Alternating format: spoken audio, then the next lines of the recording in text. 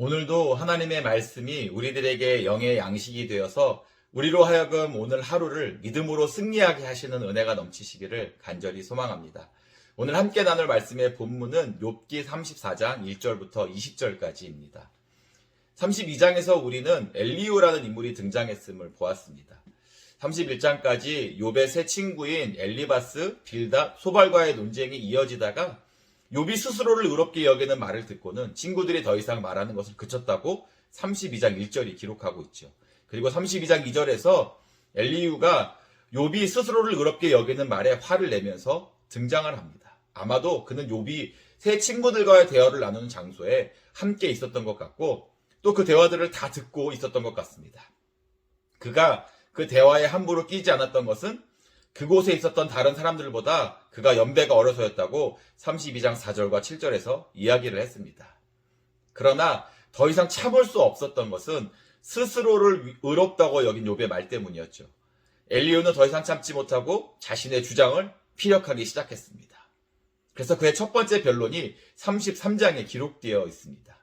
33장에 기록된 엘리후의 변론에 욥이 별다른 반응을 보이지 않자 34장에서 그의 두 번째 변론이 계속되고 있는 것을 우리가 보고 있습니다.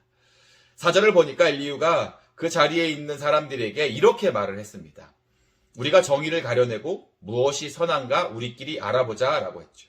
무엇이 옳은 것인지 무엇이 선한 것인지를 여기 모인 우리 모두가 다 함께 알아보자라는 것입니다. 그리고는 5절부터 보니까 그동안 욥이 했던 말들을 언급합니다. 아마도 욥과 다른 세 친구들과의 대화를 들으면서 욥이 말했던 어떤 부분들은 잘못된 것이라고 메모를 해놓았던 것인지도 모르겠습니다. 어찌되었건 엘리후는 자신의 생각에 잘못된 발언이라고 생각되는 것을 바로잡고자 했던 것이죠. 그래서 5절부터 욥이 했던 말을 요약해서 말하고 있습니다. 5절과 6절이죠. 욥이 말하기를 내가 의로우나 하나님이 내 의를 부인하셨고 내가 정당함에도 거짓말쟁이라 하였고 나는 허물이 없으나 화살로 상처를 입었노라 라고 했다고 했습니다. 우리가 이런 대화에서 주의해야 할 것은 과연 상대방이 정말로 그런 이야기를 했느냐는 것입니다. 사람들은 수많은 대화들을 나누면서 어떤 때는 자기가 하지도 않은 말들이 마치 자기가 한 것처럼 호도되고 회자돼서 화살로 자신에게 돌아오는 경우를 겪게 되기도 합니다. 그런 경우 상대방이 어떤 그릇되고 잘못된 의도를 가지고 대화의 상대를 올가미 씌우고 궁지로 몰기 위해 그렇게 하는 경우도 있습니다. 하지만 어떤 경우에는 대화 자체에 주의를 기울이지 않고 자기가 듣고 싶을 만만 듣고 대화 전체의 내용을 곡해한다든지 말의 표현을 잘못 이해해서 상대를 오해하는 경우도 있는 것을 우리가 보게 되죠. 그래서 우리는 어떤 논쟁이나 논의를 하려고 할 때 상대방의 말에 대한 정확한 정보에 기초해서 대화를 나누어야 합니다. 그렇지 않다면 우리의 말은 자칫 누군가를 공격하는 말 또는 누군가에게 불필요한 상처를 주는 말이 될 수도 있기 때문이죠. 그렇다면 5절과 6절에서 엘리후가 언급한 욥의 말은 어떨까요? 엘리후는 욥의 말을 몇 가지로 요약하고 있죠. 우선 욥이 자신이 의롭다고 말했다는 겁니다. 그리고 하나님이 그런 욥의 의를 부인하셨다라는 것이죠. 또한 욥이 자신은 정당한데도 하나님은 악인이 받아야만 하는 재난을 자신에게 주셨다라고 말했다고 했고요.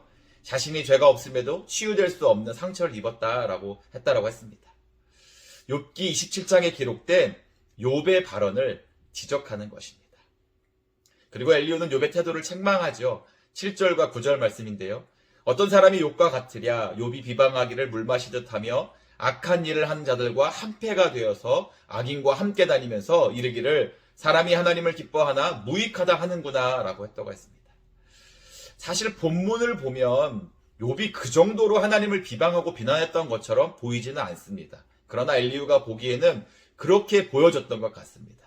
그렇다고 그것이 꼭 큰 잘못이라고 할 수는 없을 것 같습니다. 왜냐하면 우리 모두는 다 생각의 차이가 있고 저마다 현실과 사건을 대하는 태도에 차이가 있기 때문이죠.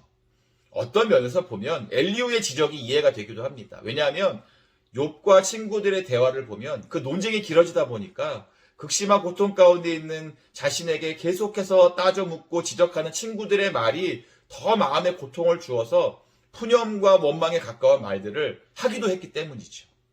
그렇다고 엘리후가 욥을 악인으로 정죄하며 몰아가지 않습니다. 다만 욥의 발언에서 잘못된 부분들을 바로잡고자 한 것이죠. 지난 주일 큐티 본문이었던 욥기 33장 12절과 13절의 말씀을 보니까 엘리후가 이런 말을 했습니다. 내가 그대에게 대답하리라. 이 말에 그대가 의롭지 못하니 하나님은 사람보다 크심이니라.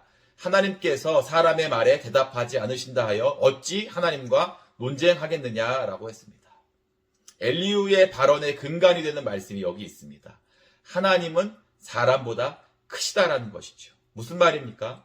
우리는 마치 우리의 지식과 지혜로 하나님을 다 아는 것처럼, 다 이해할 수 있는 것처럼 이야기하지만 그럴 수 없다는 것입니다. 인간의 지식의 한계, 인간이 가진 이해의 틀, 인간의 지혜를 뛰어넘는 분이 바로 하나님이시라는 것이죠. 이것이 바로 엘리후의 신앙의 밑바탕이었던 것입니다. 욥이 당하는 고난이 욥이 감당해내기에 더 크게 여겨질 수 있을지 모르지만 엘리후가 보기에는 욥이 감당해내기에 벅찬 고난도 결코 하나님보다 크지 않다라는 것입니다. 엘리후는 10절과 12절에서 이렇게 이야기합니다. 그러므로 너의 총명한 자들아 내 말을 들으라. 하나님은 악을 행하지 아니하시며 전능자는 결코 불의를 행하지 아니하시고 사람의 행위를 따라 갚으사 각각 그의 행위대로 받게 하시나니 진실로 하나님은 악을 행하지 아니하시며 전능자는 공의를 굽히지 아니하시느니라 라고 했죠. 욥이 발언했던 대로 자신은 의로움에도 불구하고 악인이 당하는 재앙을 당하고 있다라고 한다면 자칫 하나님께서 의롭지 못한 일을 하신 것으로 오해될 수가 있는데 그러한 오류를 범하지 않도록 엘리후가 바로잡고 있는 것으로 볼 수 있습니다. 사실 우리는 우리의 주변에서 이유가 불분명한 고난과 고통과 아픔을 당하는 분들을 종종 보게 됩니다. 때론 우리가 그러한 일을 경험하게 되기도 하고요. 팬데믹 상황도 사실 우리 개개인이 특별히 뭔가 잘못했기 때문에 일어난 일이라고 할 수 없습니다. 그럼에도 우리는 코로나 바이러스로 인해 많은 불편함과 고통을 감내해야만 하는 상황 속에 있죠. 이럴 때 우리는 종종 과연 하나님은 선하신가, 하나님은 공평하신가 라는 의문을 갖게 되기도 합니다. 우리를 고통 가운데 두시는 하나님을 과연 선하다고 할 수 있는가 질문을 던지게 되기도 하지요. 이럴 때 우리가 기억해야 할 말씀이 하나님은 절대로 악을 행하지 않으시고 불의를 행하지 않으신다라는 것이죠. 하나님의 선, 하나님의 공평, 하나님의 정의를 인간의 그것들과 비교해서 이해하려고 한다면 어쩌면 우리는 많은 모순에 빠지게 될 수 있습니다. 왜요? 하나님의 기준이 결코 인간의 기준과 부합될 수 없기 때문이죠. 우리가 보이지 않는 세계를 다 이해할 수 없고 앞으로 우리의 10년, 20년, 30년을 다 헤아릴 수 없기 때문이죠. 그래서 모든 상황 속에서 변함없이 하나님은 선하시고 정의로우시고 공의로우시다라는 것을 인정하는 것이 바로 믿음입니다. 엘리후가 12절에서 전능자는 공의를 굽히지 않는다라고 했죠.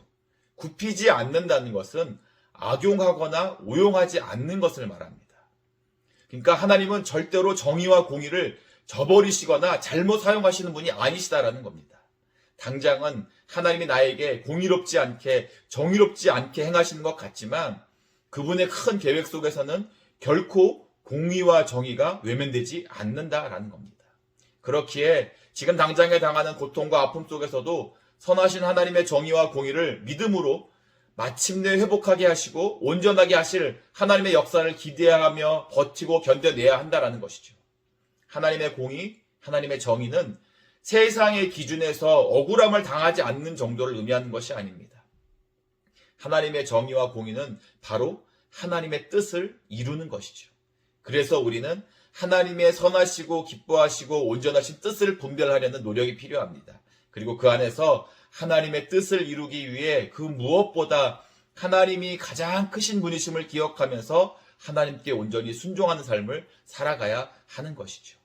오늘 하루 속에서도 크신 하나님이 우리와 함께 계시기에 흔들리지 않는 믿음으로 승리하시는 우리 모두가 되시기를 주님의 이름으로 간절히 축원합니다.